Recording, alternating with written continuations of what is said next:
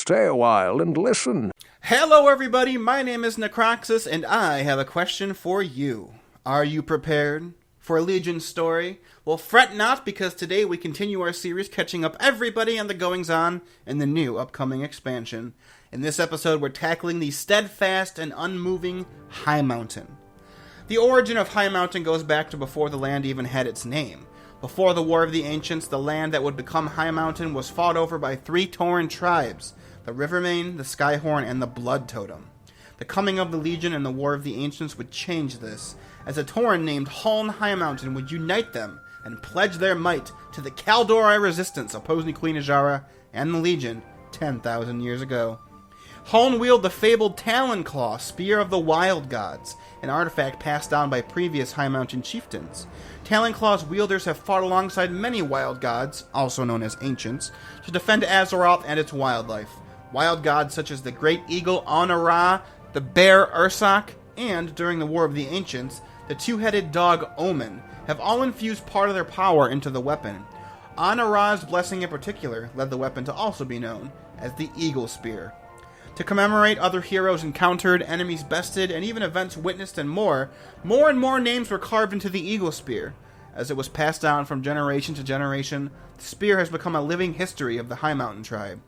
Much of Huln's glory was won during a battle in Azshara, cementing him as a true hero of the War of the Ancients. First, saving the Black Maw Furbolg tribe and their leader, Huln then earned the favor of a moose named Eshero, favored by the wild god Malorn, and also earned a blessing from the Night Elven demigod Cenarius for doing so. Following this, Huln protected Malfurion's Stormrage while he summoned Dryads and other reinforcements into the battle, and befriended Jarad Shadowsong and aided him in the conflict. Huln's accomplishments culminated in his almost single-handed defeat of the Dreadlord's leader Tichondrius before the war ended, and he returned home. For his multitude of accomplishments, the Tauren living there renamed the area to Highmountain in his honor. But Huln's valor did not end with the War of the Ancients. With the Legion banished back to the Nether, Huln focused on the beast that had escaped the battle, the black dragon aspect Neltharion, who had recently christened himself Deathwing. Deathwing had retreated after his horrific display of power with the Demon Soul artifact to his home at Neltharion's vault in Highmountain. There, the Destroyer had enslaved the Drogbar, a shamanistic humanoid race who lived mostly underground.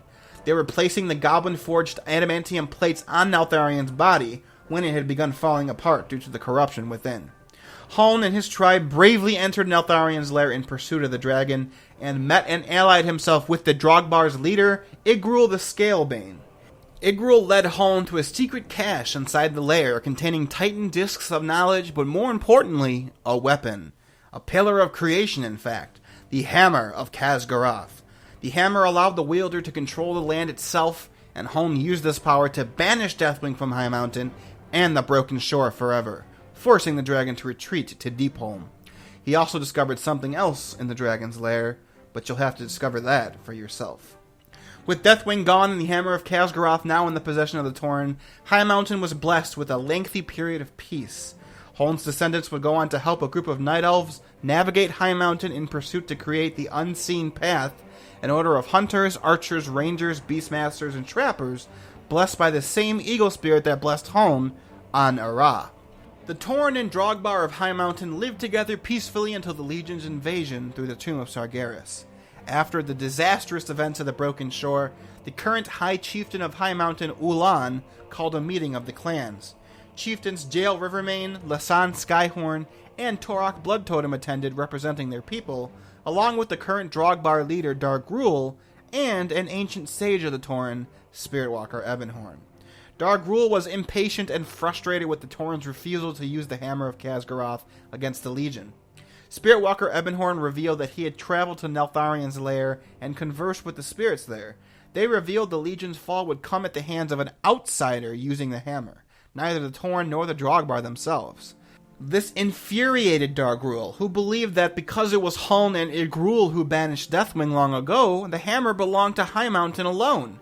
After Ebonhorn said he was certain of the spirit's will, High Chieftain Ulan said the Highmountain would obey the spirits, with the other chieftains in begrudging agreement.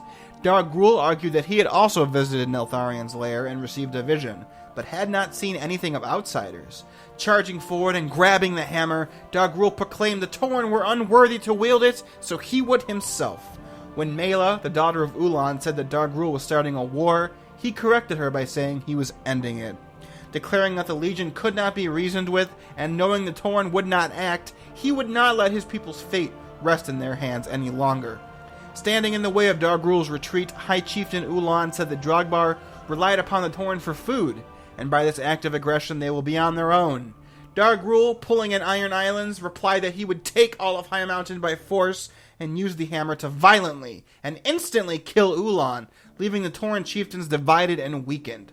With each chieftain declaring that the threat of Dag'Rul and the hammer outweighed the unity, they left, leaving Mela alone. She declared that the hammer was needed, along with unity among the clans, and if nobody will help her, she will do so alone. Luckily for Mela, the Alliance and Horde are arriving shortly after this, and they must now somehow unite the clans before confronting Dag'Rul and reclaiming the hammer. With the river main besieged by Dag'Rul's Drogbar, the Skyhorn under assault from nearby Harpies, and the Blood Totem acting really strangely, the Horde and Alliance have their work cut out for them. And while the Legion has not yet invaded Highmountain, the Pillar of Creation needs to be reclaimed to seal the portal at the Tomb of Sargeras nonetheless, else all of Azeroth is doomed. And now, you are prepared. Thanks for watching, everybody. If you found this video informative or entertaining, feel free to hit that like button. If you have any questions or feedback, positive or negative, leave those in the comments below and I'll do my best to address them. But as always, the best way to help me out is by sharing this video with anybody you think would find it interesting. As always, I am always looking to introduce more people to the lore of Warcraft, so if I can do that for even one more person, this whole YouTube thing will be all worth it. Thanks again for watching. I'll see you all next time for part 5. Stay awesome, and yeah, farewell.